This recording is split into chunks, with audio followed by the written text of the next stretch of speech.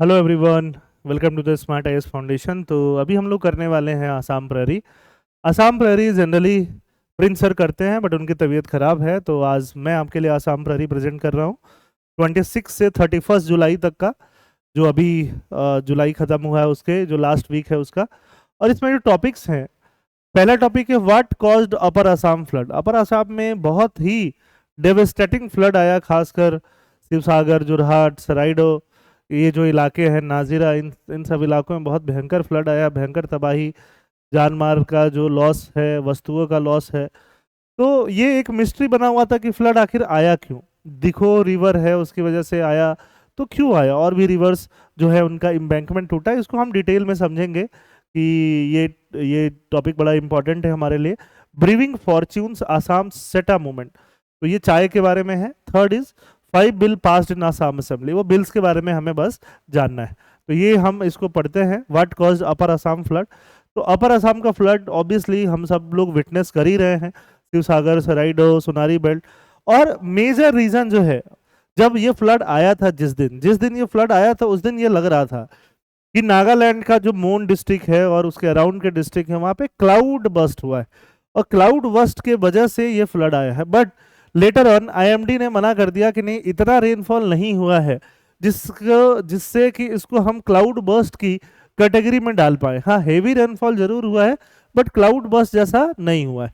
अब प्रॉब्लम यहाँ पे ये हो गया कि मेनली नागालैंड के एरियाज में इन्वायरमेंटल डिस्ट्रक्शन की वजह से, अगर हम आसाम को बोले और नागालैंड को बोले, तो अगर नागालैंड का ऐसे एरिया है और आसाम का जो है वो लो लाइंग एरिया है, यहाँ से अगर कुछ भी इन्वायरमेंट का डिस्ट्रक्शन हो रहा है, फॉर एग्जांपल रिवर्स ऐसे फ्लो कर रही हैं, कहीं से भी अगर थोड़ा सा इन्वायरमेंट का डिस्ट्रक्शन होगा, पूरा जो वाटर फ्लो पहाड़ों से आ रहा है उसका पूरा स्लोप ही बदल जाएगा, उसका पूरा डायरेक्शन ही बदल जाएगा। अगर यहाँ पे माइनिंग होगा जो अनसस्टेनेबल माइनिंग है, उसकी यहाँ पे अगर स्टोन को वहां से निकाला जाएगा, या फिर कुछ भी पेड़ वेड़ काटे जाएंगे, डिफॉरेस्टेशन किया जाएगा, तो पूरा पूरा जो रिवर का कोर्स है, जो वाटर फ्लो का कोर्स है, वो चेंज हो जाता है। क्योंकि आसाम जो है वो एक तरह से आता है आपका प्लेन्स में, और यहाँ पे नागालैंड जो है और बाकी जो अदर स्टेट्स हैं वो थोड़े हिली स्टेट्स हैं, तो वो अप स्ट्रीम वहां से होके और यहाँ से रिवर्स, और रिवर्स के अलावा इनफैक्ट जो बारिश का पानी है वो भी ऐसे ही आता गया। हिल का कटिंग होना, स्टोन क्वेरिंग होना, स्टोन्स निकालना, कोल एक्सट्रैक्शन करना, डिफॉरेस्टेशन, ये मेजर प्रॉब्लम्स हैं जिनकी वजह से देखो ये जब पानी आता है, अगर हम लोग बात करें हिल्स से होके आता है, और इनका डायरेक्शन अगर चेंज हो जाए, अगर इनका कोर्स चेंज हो जाए, तो that is the major reason कि जिसके वजह से फ्लड आता है। हेवी रन ऑफ आ गया, अनस्टेबल हिल स्लोप्स आ गया, जिसके वजह से यहाँ पे देखोगे स्टोन क्वेरिंग वगैरह सारी चीजें हो रही हैं। क्लाउड बस्ट इन नागालैंड बोला जा रहा था, अब क्लाउड बस्ट है कि नहीं है, क्योंकि आईएमडी ने तो इसको नकार दिया। मेनली अनचेक्ड हिल कटिंग हम बोल सकते हैं, illegal stone quarrying, stone hills को तोड़ना और स्टोन को वहां से निकालना, कोल डिगिंग, कोयला निकालना, डिफॉरेस्टेशन करना, रिवर बेड पे सिल्टेशन, माटी भरते जाना। रिवर बेड पे सिल्ट बैठते जाएगा तो क्या होगा, इम्बैंकमेंट के अंदर जो है इम्बैंकमेंट छोटे होते जाएंगे, उनकी हाइट कम होती जाएगी, और इम्बैंकमेंट तोड़ के एक तरह से पानी निकलना जो है बहुत इजी हो जाएगा, है ना। अगर ये रिवर है और रिवर जो है ऐसे फ्लो करने लगी, ठीक है, क्योंकि नीचे बहुत सिल्ट भर गया है, इसको बोलते हैं hydrological blockage of river. Hydrological hydrological blockage of river. तो hydrological blockage of river was also one of the major concern, कि जिसके वजह से जो फ्लड आया है वो आया है। और फ्लड अचानक से ऐसे ही आता है, लोगों को संभलने का टाइम ही नहीं देता है। लोग अपने घरों में सो रहे थे, कुछ कर रहे थे, और ये फ्लड अचानक से आया और लोगों को संभल के सेफ जगह पे जाने का टाइम ही नहीं दिया।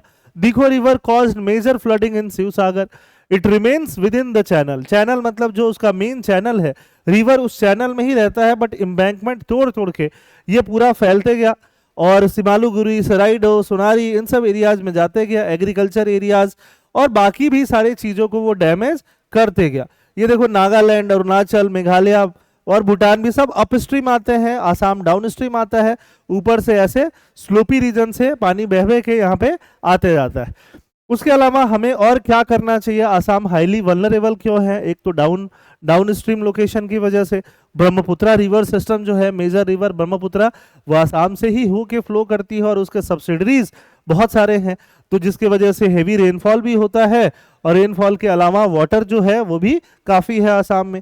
वीक फ्लड प्लेन, जो फ्लड प्लेन्स हैं जहाँ पे फ्लड आने के थोड़े चांसेस रहते हैं, उनका मैनेजमेंट भी बहुत प्रॉपर नहीं हुआ है, उनका मैनेजमेंट भी और प्रॉपर करने की ज़रूरी है। फ्लड प्लेन का मैनेजमेंट नहीं होने की वजह से, फार्म लैंड का मैनेजमेंट नहीं होने की वजह से, और वहाँ जो लो लाइंग एरिया में सेटलमेंट है उनको थोड़ा और अपर एरियाज में करने की ज़रूरत है। इम्पैक्ट्स ऑफ द फ्लड बताने की ज़रूरत नहीं है, पढ़ाने की ज़रूरत नहीं है। Agriculture, human, live stock, infrastructure, long term ecological impact, ये सारे ही काफ़ी हुए हैं। What is the way forward? Stop illegal hill cutting, inter state coordination बहुत जरूरी है। आसाम का कोऑर्डिनेशन विथ नागालैंड, जब हम आईआर पढ़ते हैं तो आसाम का कोऑर्डिनेशन विथ भूटान, इंडिया का कोऑर्डिनेशन विथ भूटान हम पढ़ते हैं कि वो बहुत इंपॉर्टेंट हो जाता है, और विथ नेपाल, नेपाल से जो रिवर्स का फ्लो है वो बिहार की तरफ आता है, कोसी वगैरह रिवर, जिसका फ्लो बड़ा इंपॉर्टेंट है। एक तरह से उनका कोऑर्डिनेशन इंपॉर्टेंट है डेटा जानने के लिए कितना वाटर का फ्लो हो रहा है, जिसके वजह से रोका जा सके फ्लड को।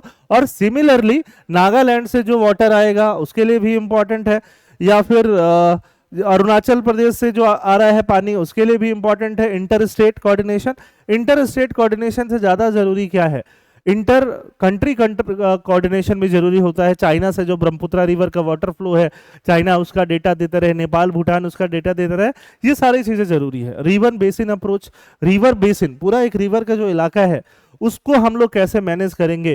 Flood management should be based on the entire Brahmaputra basin, not district boundary. सिर्फ डिस्ट्रिक्ट बाउंड्री से नहीं होगा कि एक डिस्ट्रिक्ट को कैसे बचाएं, दो डिस्ट्रिक्ट को कैसे बचाएं।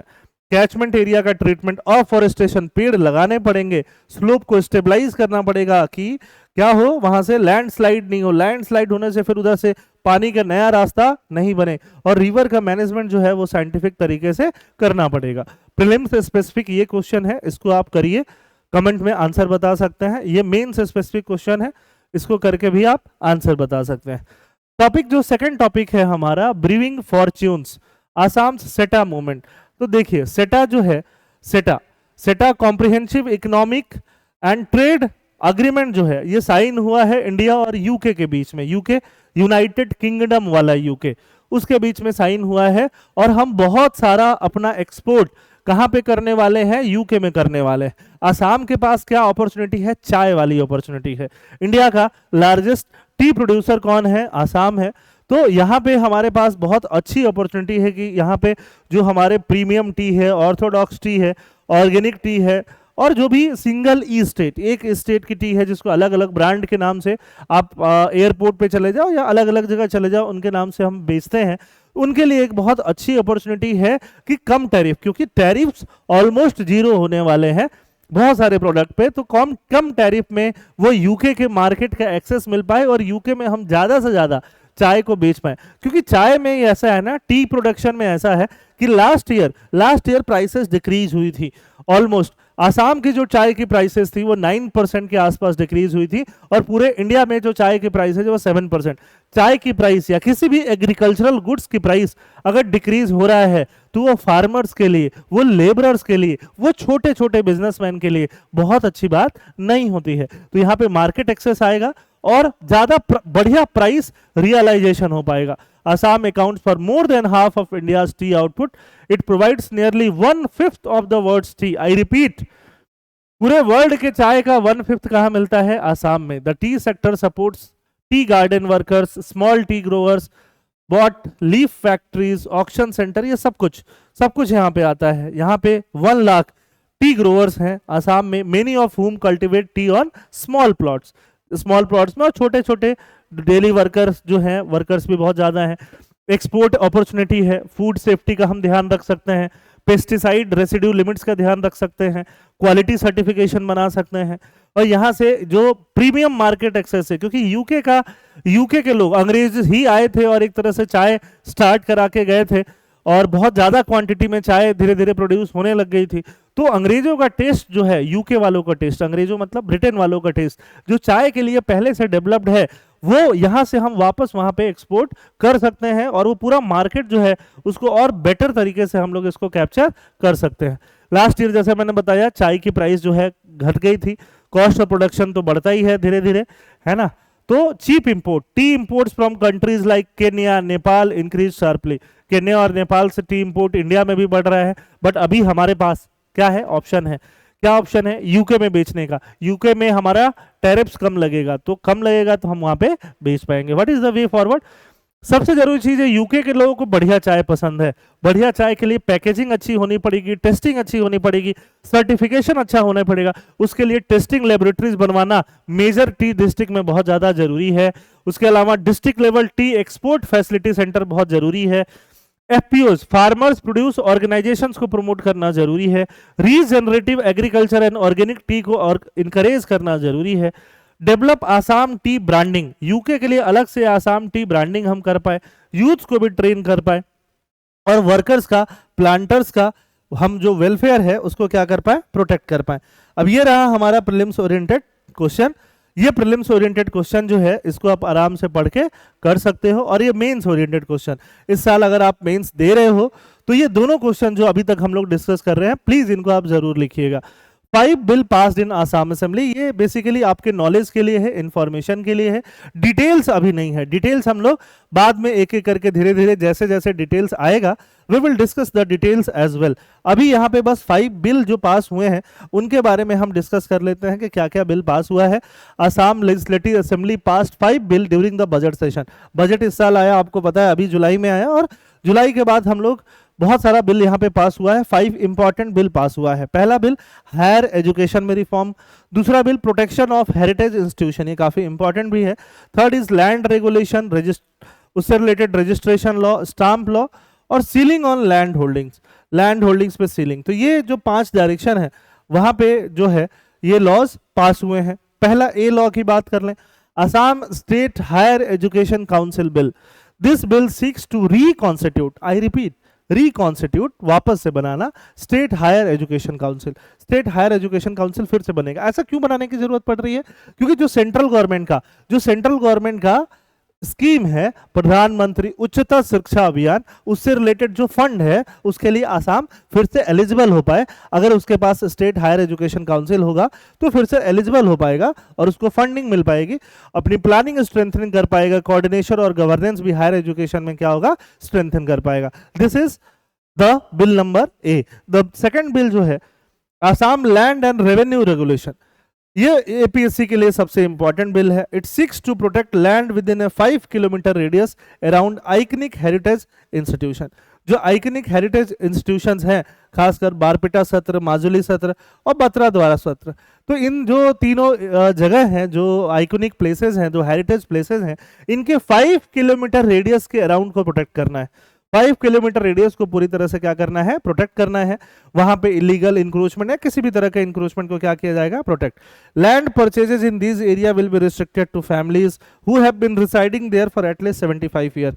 यहाँ आसपास अगर 5 किलोमीटर के रेडियस में वैसे ही फैमिली का लैंड परचेज अलाउ किया जाएगा जो 75 साल से वहां पे कम से कम रह रहे हैं।